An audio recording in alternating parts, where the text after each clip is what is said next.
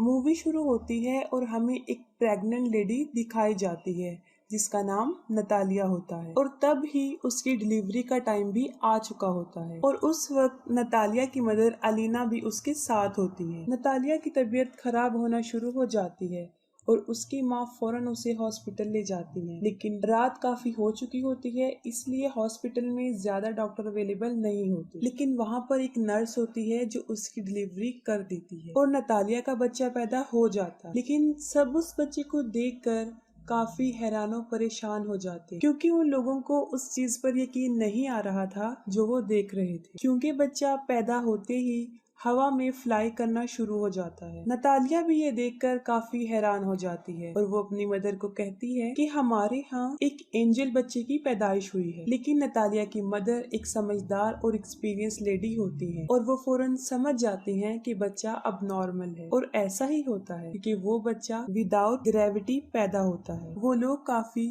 Poor protected लोग होते हैं और फौरन हॉस्पिटल को छोड़कर चले जाते हैं, जबकि नर्स उन्हें काफी समझा रही होती है कि अभी उनके जाने का टाइम नहीं हुआ, लेकिन वो उसकी नहीं मानते और अपने घर आ जाते हैं।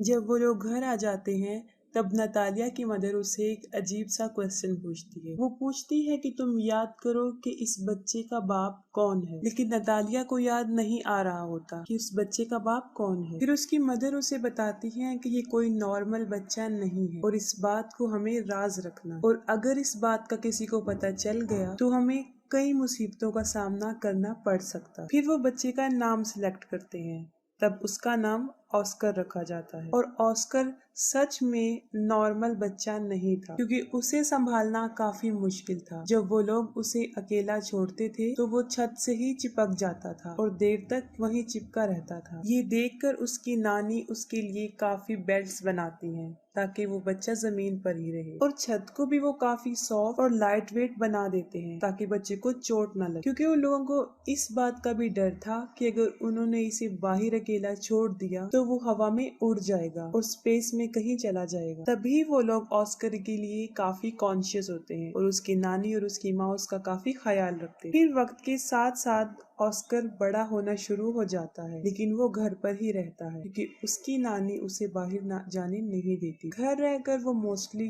टीवी पर सुपरमैन के कार्टून्स देखा करता था और वो खुद भी ये इमेजिन करता था कि वो भी एक सुपर हीरो है। फिर ऑस्कर कई दफा अपनी मदर नतालिया से ये पूछता है कि वो लोग उसे बाहर जाने क्यों नहीं देते, लेकिन वो उसकी बात को इग्नोर कर देते हैं। ऑस्कर खिड़की से बाहर कई दफा लोगों को देखता रहता था और अपने जैसे बच्चों को भी जो स्कूल जा रहे होते हैं और हसरत भरी निगाहों से खेलते हुए बच्चों को देखता था और आजाद जिंदगी को बहुत मिस करता था। वो ये सोचता था कि वो शायद हमेशा के लिए यहाँ कैद में रहेगा। फिर एक दिन ऑस्कर घर की इस कैद से तंग आकर खिड़की से बाहर जाने की कोशिश करता है, लेकिन उसकी नानी उसको देख लेती है और वो काफी गुस्से में आ जाती है। ये इंसिडेंट देखने के बाद उसकी नानी सारी विंडोज को सील कर देती है और ऑस्कर को समझाती हैं कि वो कभी भी इस घर से बाहर नहीं जाएगा, ना उन बच्चों की तरह जो स्कूल जाते हैं, और वो घर पर ही रहकर पढ़े। ये सुनकर ऑस्कर की मदर काफी गुस्से में आ जाती है और कहती है कि कब तक हम इसको इस कैद खाने में रखेंगे, एक ना एक दिन इसने बाहर जाना है। फिर ऑस्कर की मदर उसके लिए एक जैकेट लेकर आती है जिसकी पॉकेट्स में वो 2 पत्थर रखती है ताकि वो उड़ ना सके। वो अपनी मदर की बात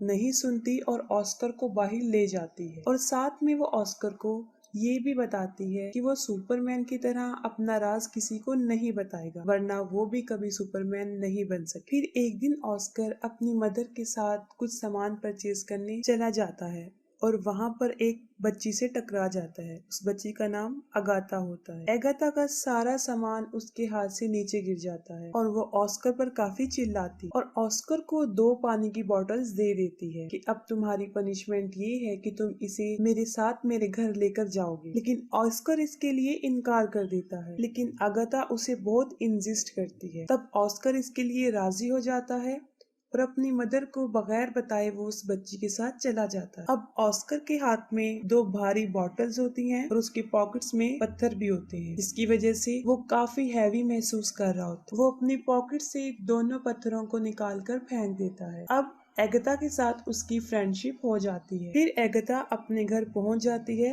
और वो ऑस्कर से पानी की बोतल्स मांगती है, लेकिन ऑस्कर पानी की बोतल्स देने से इनकार कर देता है क्योंकि उसे पता होता है कि अगर उसने ये पानी की बोतल उसे दे दी तो वो हवा में उड़ जाएगा। क्योंकि एगाथा ना समझ होती है और वो ऑस्कर से बोतल छीन लेती है। जैसे ही वो ऑस्कर से बोतल लेती है वो हवा में उड़ जाता है। वो जगह चारों तरफ से काफी बंद होती है, इसलिए ऑस्कर ज्यादा ऊंचा नहीं उड़ता। एगाथा ये देखकर काफी हैरान हो जाती है और चिल्लाकर उसे सुपरमैन कहती है। ऑस्कर उससे हेल्प मांगता है। ये सुनकर एगाथा फौरन अपने रूम में जाती है और अपना एक पिंक कलर का बैग उठाकर लाती है जो पत्थरों से भरा होता है। और उनका आइडिया ये था कि इन पत्थरों को वो अपनी पॉकेट्स में रखेगा, जो कि एक अच्छा आइडिया था। उनका ये प्लान अच्छा साबित होता है और ऑस्कर नीचे आ जाता है। फिर उनकी गहरी दोस्ती हो जाती है। फिर ऑस्कर एगाथा को कहता है कि तुम प्रॉमिस करो कि इस बात को सीक्रेट रखोगी और किसी को नहीं बताओ। और दूसरी तरफ ऑस्कर के गायब होने की वजह से उसकी मदर और उसकी नानी काफी परेशान होती हैं। वो उसे काफी ढूंढती हैं और वो ये सोच लेती हैं कि वो शायद हवा में उड़ गया है,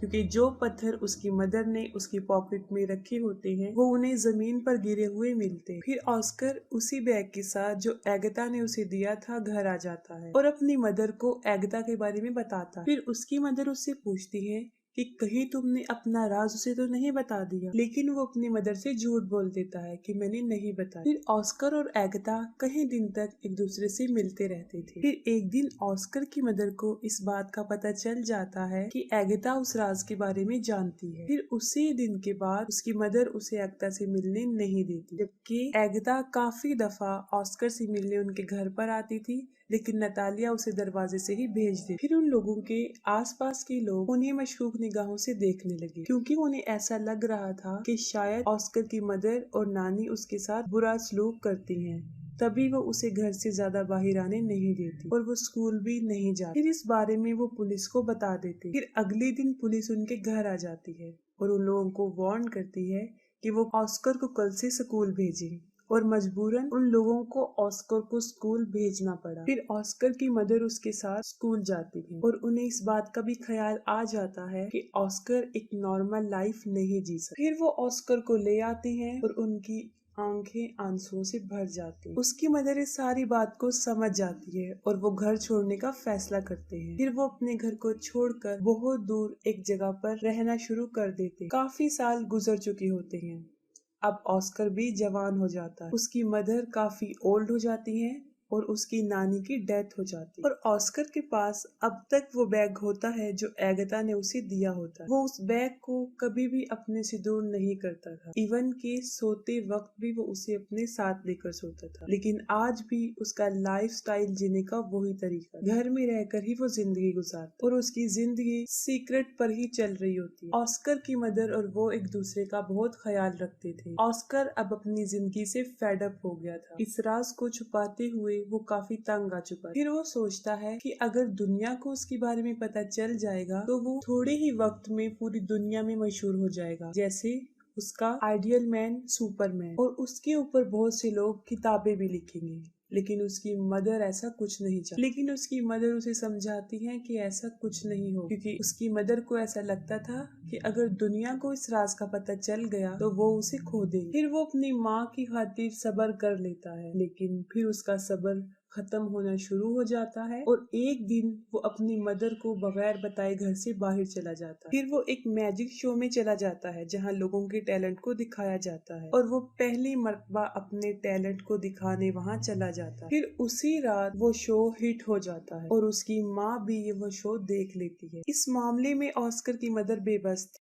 काफी लोग ऑस्कर को टीवी पर देख चुके होते हैं और वो फेमस भी हो चुका होता है। फिर अगले दिन वो एक आदमी जिसका नाम डेविड होता है उससे मिलता है और असल में वो आदमी कंटेंट एजेंट होता है। वो ऑस्कर को कहता है कि मैं तुम्हारी मशहूर होने में मदद कर सकता हूँ, हम बहुत बहुत बड़े शो ऑर्गेनाइज करेंगे जिससे तुम फेमस हो जाओगे। फिर वो ऑस्कर को एक बहुत बड़ा घर दे देता है जहाँ पर वो रह सके और उससे कॉन्ट्रैक्ट पर साइन भी करवाता है, क्योंकि ऑस्कर भी मशहूर होना चाहता था। वो दोनों मिलकर बहुत बहुत बड़े शो में जाकर अपनी परफॉर्मेंस दिखाते हैं और रातों रात ऑस्कर भी एक फेमस पर्सनैलिटी बन जाता है और बाद में ऑस्कर को नाम दिया जाता है द मैन विदाउट ग्रेविटी। वो लोग अपने काम में काफी इंजॉय कर चुके होते हैं और उन्होंने काफी पैसा भी कमा लिया होता है, लेकिन फिर एक दिन ऑस्कर को इस बात का रियलाइज होता है कि जो ड्रीम उसने बचपन में देखा था सुपरमैन बनने का, वो सुपर हीरो नहीं है, बल्कि वो तो एक कठपुतली बन चुका है जिसे लोग अपने इंजॉयमेंट के लिए इस्तेमाल करते हैं। कभी तो लोग उसे फोटोशूट में बुलाते थे और कभी किसी मैजिक शो में। फिर आहिस्ता आहिस्ता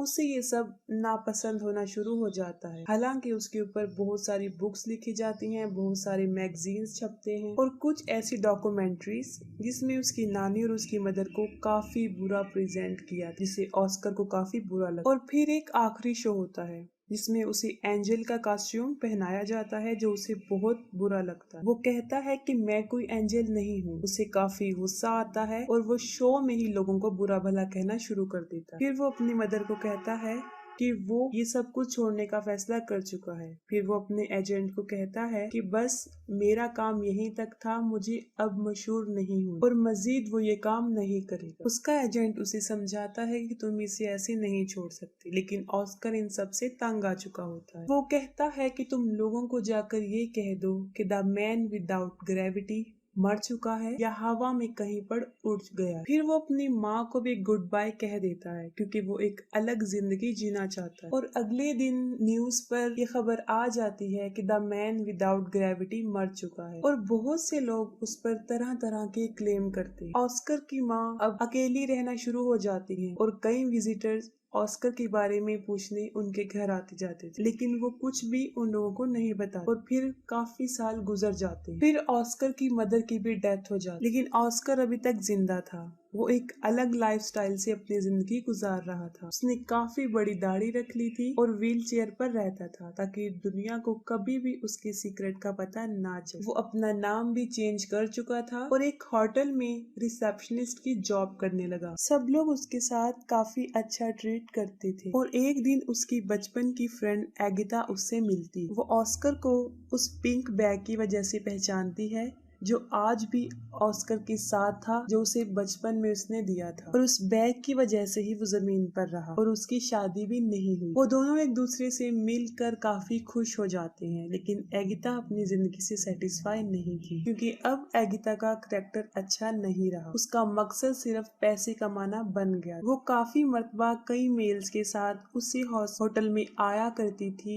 जहाँ पे ऑस्कर था, जिसे देखकर ऑस्कर को बहुत बुरा लगता था। ऑस्कर कई दफा अपने दिल की बात एगिता के सामने एक्सपोज करता है, लेकिन वो काफी बदल चुकी होती है और उसकी बातों को इग्नोर कर देती है। इस बात से साफ जाहिर हो जाता है कि ऑस्कर ने अभी तक उसे अपने दिल से नहीं निकाला। एगिता के बदलने की वजह ये थी क्योंकि उसने काफी दुखों में जिंदगी गुजारी थी और ऑस्कर भी उसे छोड़कर चला गया था। फिर वक्त के साथ साथ वो एक दूसरे को अंडरस्टैंड कर लेते हैं और दोनों शादी कर लेते हैं और फिर उसी घर में रहना शुरू कर देते हैं जहाँ वो बचपन में रहा करते थे। और यहाँ पर मूवी एंड हो जाती।